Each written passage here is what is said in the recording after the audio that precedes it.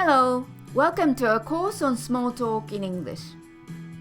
In lesson 11, we will turn to the use of questions so that you can be a better listener and small talk partner. As you know by now, our rule of thumb for good small talk is that we listen 70% of the time and talk only for 30%. One way to try and keep this balance is to ask good questions. This will help your partner to talk, and also this will show that you are interested in what they're talking about. There are lots of different kinds of questions. We will look at 3 basic types: yes/no questions, the more challenging 5 WH and 1 H questions. They are what, which, where, why, who, and how. And finally, follow-up questions when you want to try and ask your partner for a few more details or information. We will look at each type in turn. The first of our question types is probably the simplest. These are straightforward yes/no questions. These invite a simple answer from your partner and are non-threatening, so they are an easy way to start the talk. Examples include: do you come here often? Are you enjoying the conference? Is it your first time? After the initial yes or no, your partner can then add as much further information as they like.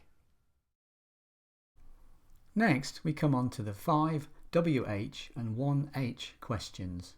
What, which, where, why, who, and how.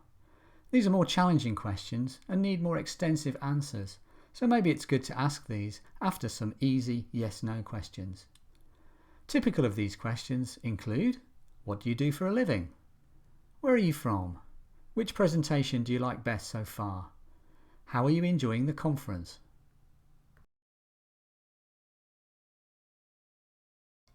What did you do on your birthday? I went out for dinner. Where did you go? We went out for an Italian meal. Oh, nice. How was it? Yeah, it was excellent, especially the tiramisu. It was super. Yum. Who did you go with? A couple of friends from work and also my boyfriend. That's great. Did you get any presents? Yeah, my mom bought me a necklace. One of the 5 WHs is why. This is often the most challenging kind of question, often involving an opinion or a guess about something, and these might be difficult to answer. Why do you think that? Why are so many people missing? Why did you come? Some people, of course, love why questions, and kids love asking them, but perhaps be a little sensitive the first time that you meet somebody. We ask follow-up questions in relation to our partner's answers, and are polite ways to encourage them to talk a little more. Maybe your partner is a bit shy or reluctant to talk. Asking a follow-up question invites them to tell you a little more about themselves. For example, initial answer: I'm from London. Follow-up: oh yes, which part of London? Initial answer: I'm an economist. Follow-up: really? What kind of economics are you most interested in? Initial answer: this is my first time to this part of the country. Follow-up: great! Is there anywhere special that you'd like to visit while you're here? Notice that each follow-up question is begun with a short back-channeling word or phrase. Oh yes, really, great. As we learnt before, these are to encourage your partner and make them feel well listened to. It's really important to be able to dig a little deeper into your partner's small talk by asking good follow-up questions. By doing this, you'll encourage them to talk a little more, and you'll be seen as being interested in them, and the result will be a more satisfying talk. It's not easy to ask follow-up questions, so it needs practice, but it is one of the best things you can do in small talk. So always look for chances to find out a little more about your partner. Here are 3 examples of follow-up questions. I saw your photos on SNS. They look great. Thanks. Do you use SNS often? We're going camping. I'm a bit anxious as I've never done it before.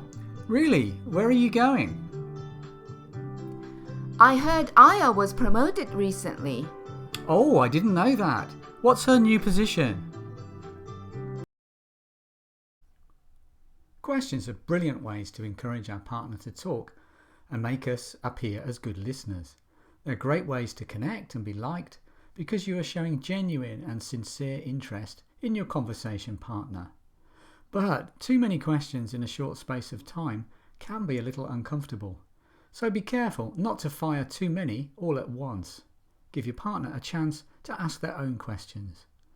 Also, please bear in mind that you need to be culturally sensitive and not ask too many personal questions. There are also some questions that maybe you shouldn't ask at all. For example, it's risky to ask how old people are in some countries, or you shouldn't ask how much money people make. In this lecture, we have looked at ways to ask questions so that we can encourage our small talk partner to talk. Sincere and sensitive questions at the right time can really encourage your partner to talk. You'll be seen as a great listener, and this will help you to connect and be liked.